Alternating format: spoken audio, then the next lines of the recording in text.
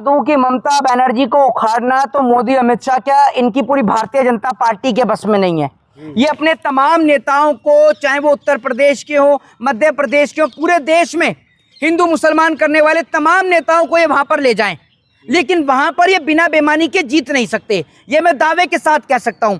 पश्चिम बंगाल का चुनाव इसलिए खास होने जा रहा है क्योंकि पश्चिम बंगाल के चुनाव में ममता बनर्जी से इनका मुकाबला है। पिछली बार आपको याद होगा, पिछली बार के चुनाव में इन्होंने लॉकडाउन भी लगाया और पूरे देश में लॉकडाउन लगा हुआ था क्योंकि कोरोना काल का समय था। सिवाय पश्चिम बंगाल को छोड़कर पूरे देश के अंदर लॉकडाउन था। वहां पर बंगाल में रैलियां हो रही थी, यात्राएं हो रही थी, तमाम चीजें हो रही थी, लेकिन वहां पर कोरोना नहीं था। उसके बावजूद भी इन्हों को वहां पर मुंह की खानी पड़ी। ममता बनर्जी ने अपनी सरकार बनाई।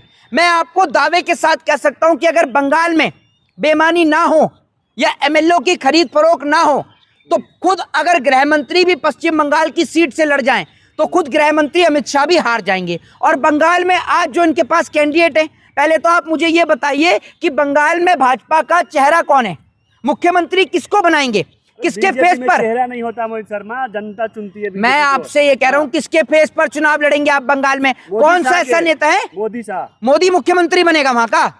बंगाल का मुख्यमंत्री मोदी बनेगा? अरे प्रधानमंत्री बनाएंगे ना भाई। मैं आपसे ये कह रहा हूं कि अगर मोदी के चेहरे की आप बात करें तो मोदी के चेहरे पर तो ये पिछली बार भी नहीं जीते, उससे पहले भी नहीं जीते, तो अब कैसे जीत जाएंगे? कौन है इनका मुख्यमंत्री चेहरा? निकाल कर तो लाइए, दिखाए जरा कि कौन है मुख्यमंत्री चेहरा। टीवी पर बैठने वाले भाड़े के किराए के लोग जो गोदी मीडिया के चैनलों पर बैठते हैं, ये भी कह रहे हैं कि मोदी के चेहरे पर चुनाव लड़ा जा रहा है। अरे मोदी के चेहरे पर चुनाव लड़ा जा रहा है तो पिछली बार क्यों हार गए? पिछली बार भी तो तुमने मुंह की खाई, पिछली बार भी मोदी के चेहरे पर लड़ रहे थे। असल में क्या है, मोदी जी जो हैं ये मोदी नहीं, सुन लीजिए, ये मोदी नहीं मदारी है और झूठ बोलने की इनको बचपन से बीमारी है। यह आप समझ लीजिए। किसी को खांसने की बीमारी होती है, किसी को भूलने की बीमारी होती है, इन्हें झूठ बोलने की बीमारी है। किसान आंदोलन था उस टाइम पे चाहिए था। जी जी। अब आप एक छोटी सी बात मुझे बताओ, ये कहते हैं वहां बंगाल में जाके, पिछली बार कह रहे कि जब मैं बचपन में आया तो मेरा एक सपना था कि बंगाल में मेट्रो ट्रेन को देखूं। जब बंगाल में मेट्रो ट्रेन चालू हुई तो उस वक्त इनकी उम्र कम से कम 30 साल की होगी। तो 30 साल का बच्चा आपने कहीं पर देखा है? आप मुझे बताइए 30 साल का बच्चा कहां पर होता है? फिर ये इतना झूठ बोलते हैं। फिर इन्होंने कहा कि एक दिन मैं जा रहा था तो मेरे पैर में जूते नहीं थे, तो वहां पर इन्होंने बताया कि कैनवस की कंपनी का इनको जूता दिलाया, जबकि कैनवस की कंपनी जब आई तब इनकी उम्र कम से कम 30-35 साल रही होगी। तो इनका काम तो देश में सिर्फ झूठ बोलने का है और कुछ नहीं। नरेंद्र मोदी हमारे देश के प्रधानमंत्री मंचों पे खड़े होकर झूठ बोलते हैं, सुबह शाम सिर्फ झूठ बोलने का काम करते हैं और कोई ये काम ही नहीं करते। क्या प्रधानमंत्री को शर्म नहीं आती कि वो मंचों पे खड़े होकर झूठ बोलते हैं? कभी वो कहते हैं कि मैं बचपन में जो है वो मगरमच्छ पकड़ के लिए आया था। आप किस तरीके की बातें करते हैं? आप एक प्रधानमंत्री हैं। जनता को भरोसा प्रधानमंत्री पे। अगर जनता को भरोसा प्रधानमंत्री पे होता तो देश का प्रत्येक नागरिक 15-15 लाख रुपए का मालिक बन चुका होता। देश की जनता मोदी पर भरोसा नहीं करती। जब मोदी शुरू में आया था तो लोगों तो लगा था कि शायद परिवर्तन होगा, बदलाव होगा, लेकिन लोगों को बाद में समझ में आया कि शेख चिल्ली और मुंगेरी लाल के हसीन सपने भी क्या होते होंगे जो नरेंद्र मोदी झूठे सपने हमें दिखाने का काम कर रहा है। यही काम नरेंद्र मोदी जी करते हैं, देश की जनता को गुमराह कर कर, हिंदू और मुसलमान करके, मंदिर और मस्जिद कर कर अपनी सरकारें बनाने का ये काम करते हैं। बीजेपी नेता बोलते हैं खेला हो गए जी, बंगाल में हिंदू खतरे में है, वहाँ बांग्लादेशियों को बसाया जा रहा है। आप मुझे एक बात बताइए कि मैं एक डाटा मेरे पास है जिसके अकॉर्डिंग मैं आपको बताऊं कि पिछली सरकारों ने, आप सुन लीजिए, घर जाकर अपनी बात कर लीजिएगा। मुझे पता है आपको बहुत तकलीफ हो रही है मोदी जी की बुराई सुनने से। एक बर्नॉल की ट्यूब साथ में रखा करिए, जब ज्यादा तकलीफ हो तो लगा लिया करिए, लेकिन शांति से सुना करिए, ठीक है ना? तो मैं आपको बता दूं कि पिछली सरकारों ने, जब मनमोहन सिंह की सरकार थी तो आप उठाकर देख लीजिए कि कितने बांग्लादेशियों को भारत से बाहर भेजा गया, और अब की सरकार में देख लीजिए कि कितने बांग्लादेशियों को भेजा गया। ये तो, और जबकि इन्होंने एसआईआर भी करा लिया, सब कुछ करा लिया, उसके बाद भी ये बांग्लादेशियों को नहीं निकाल पा रहे। और अगर बांग्लादेशी घुस रहे हैं, रोहिंग्या घुस रहे हैं, एक और तो आप बांग्लादेशियों से इतनी नफरत करते हो, दूसरी ओर उसी बांग्लादेश को जब आप डीजल देते हो तब क्या? आप मुझे बताओ ना, बांग्लादेश को आपको डीजल क्यों दिया आपने? किस लिए दिया? एक और पूरे देश में हिंदू और मुसलमान करते हो, दूसरी ओर मदरसों के लिए फंड आवंटित करते हो। आप तो सिर्फ देश को लड़ाने का काम कर रहे हो। ये ऐसा काम करते हैं कि एक 10 का नोट पकड़ा दिया और पकड़ाकर जो है भाजपा वाले आगे चले गए, एक मुसलमान के हाथ में पकड़ा दिया और हिंदू को कह दिया 5 तेरे भी हैं इसमें से, और उसको मना कर दिया कि इसको दियो मत, तो वो दोनों अब आपस में लड़ने लग गए और मोदी जी अपना खिसक गए। ये को हिंदू मुसलमान में लड़ाकर खुद विदेश की यात्रा पे रवाना हो जाते हैं। ये तो मदरसा को मोहित जी है, कांग्रेस भी तो फंड देती है। एक बात आप मुझे बताइए, 14 से 26 तक अभी किसकी सरकार है? बीजेपी की है। तो किस पे सवाल करेंगे आप?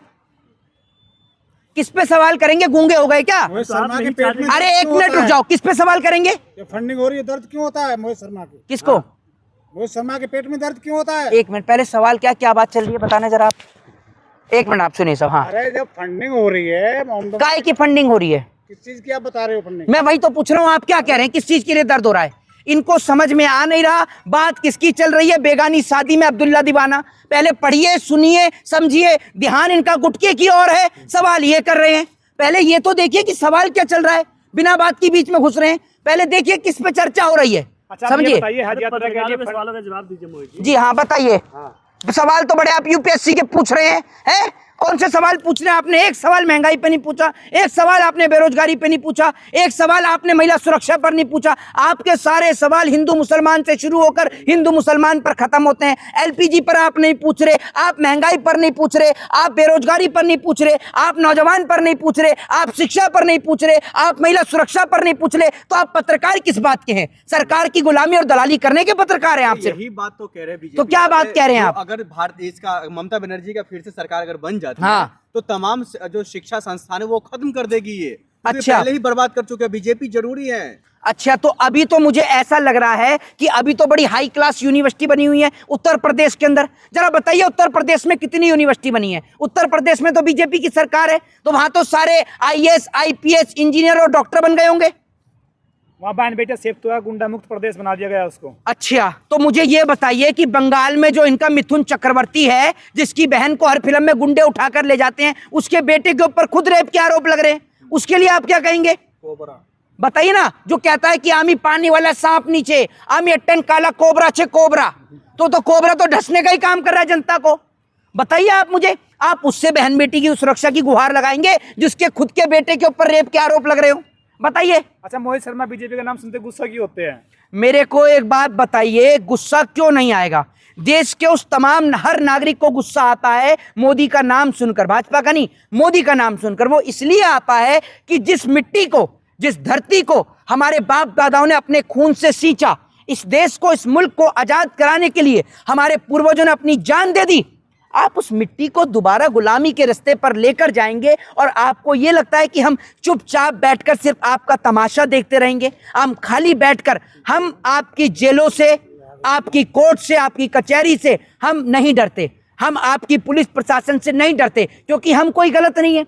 जिस देश में रेपिस्ट नहीं डर रहा, चोर नहीं डर रहे, गुंडे नहीं डर रहे, उस देश में हम व्हाइट कॉलर आदमी क्यों डरेंगे? और हम तो सदैव अहिंसा का साथ देते हैं, महात्मा गांधी के रास्ते पर चलते हैं, तो हम किस लिए डरेंगे? हम तो आवाज उठाते रहेंगे, क्योंकि ये आवाज उठाने का हक और अधिकार हमें कोई और नहीं, बाबा साहब डॉक्टर भीमराव अंबेडकर देते हैं। और अंबेडकर साहब ने हमें अधिकार दिया है जो हमारा फंडामेंटल राइट है। हम बोलेंगे, बिल्कुल बोलते रहेंगे। लेकिन जनता विश्वास करते तभी तो जिता रही है उनको।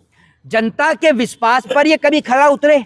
अगर जनता के विश्वास पर खरा उतरते तो 15 लाख रुपए भी आते, 100 स्मार्ट सिटी भी बनती। 15 लाख की बात ये थी जी, अगर काला धन वापस आता है तो हर बंदे के खाते में 15,000 रुपए आ सकते हैं। वो बात पूरी ये थी। अब अच्छा, आपको घुमाओ मत इस बात। 15,000, 15 लाख के 15,000 कर दिया आपने, तो बड़े नहीं 15,000 रुपए की बात नहीं, एक बंदे के खाते में आ सकते तो आ गए 15,000 आपके, में 500 ही दे दो मुझे, बाकी क्या आप रख लो, 1000 दे दो, खाली 14,000 आप रख लो, मेरी तरफ से लाओ, दो 1000 दे दो, दे दो ना। हम भी जनता में से है ना। अरे मैं कह रहा हूँ आप चलो 500 ही दे दो मुझे, 14,500 आप रख लो। मिर्ची की लग रही है? क्वेश्चन पूछना मिर्ची तो आपको लग रही है, आप मुझे बता दो कहाँ है 100 स्मार्ट सिटी?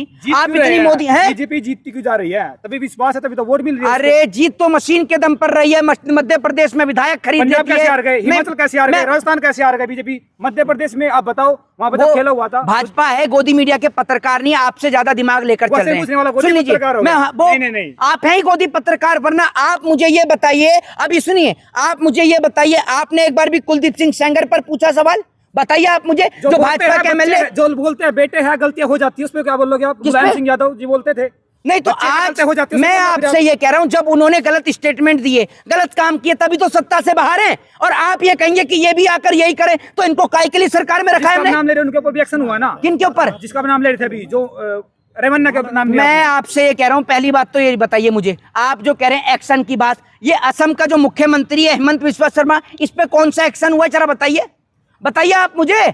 ये वही, अरे सुन तो लो, ये वही हेमंत बिस्वा शर्मा है जिसपे आप कहते थे कांग्रेस की सरकार में मोदी और अमित शाह इसको खड़े होकर गाली देते थे, कहते थे कि ये भ्रष्टाचारी है, स्वास्थ्य मंत्रालय था इसके हाथ में, जिसको आप कहते थे भ्रष्टाचार के आरोप है। और आज इसी को आप अपना फेस बना रहे हैं मुख्यमंत्री को, और इसी को मुख्यमंत्री बना रहे हैं। उत्तर प्रदेश में खनन माफिया की चलती थी, जिसके बाद उनका एनकाउंटर भी हुआ, बहुत तगड़ी बात होती है, उसके बारे में क्या बोलोगे फिर आप? वो तो हर जगह मिल जाएंगे आपको। हाँ, मेरे को लेकिन सिर्फ ये आप एक बता, अरे तरफ मेरे को ये तो बता दो, ये जितने बलात्कार करने वाले हैं, कुलदीप सिंह सेंगर, प्रज्वला रेमन्ना, चाहे आपका फिर ये चिन्मयानंद, नित्यानंद, आपका ये आसाराम, राम रहीम, ये तमाम लोग, कितने लोगों को इनमें से बताओ फांसी की सजा हुई? बताओ ना आप मुझे। हैं, आप बाहर जाकर ये तो कह देते हो कि भाई विदेश में तेल का संकट है। अभी किसी भी गोदी मीडिया के चैनल पर बोल दो कि भारत में गैस की या इन चीजों की दिक्कत चल रही है, तो एक ही जवाब है कि बाहर भी तो दिक्कत चल रही है। अरे अगर तुम बाहर की कंपैरिजन अपने देश से करते हो, तो बाहर देश में तो बलात्कार करने वाले को फांसी की सजा है, तो यहां फांसी क्यों नहीं देते? क्योंकि इसलिए फांसी नहीं दे रहे क्योंकि आपके नेता और मंत्री आधे से ज्यादा भ्रष्टाचार में लिप्त हैं, बलात्कार में लिप्त हैं। आप कहां से फांसी दोगे? आपकी औकात है फांसी देने की? आपका तो काम ही यही है पूरे देश में, सिर्फ दंगे कराकर अपनी सरकारों को बनाना। आप मुझे बताइए, और जिस हिंदुत्व की आप बात करते हैं, जिस हिंदुत्व की आप बात करते हैं, आप आज तक गाय को राष्ट्रीय पशु घोषित नहीं कर पाए। आप उस देश में हिंदुओं को बचाओगे, और हिंदू अपने आप बचा पड़ा है। असल में जब आपकी सरकार आती है, तब हिंदू सबसे ज्यादा असुरक्षित होता है।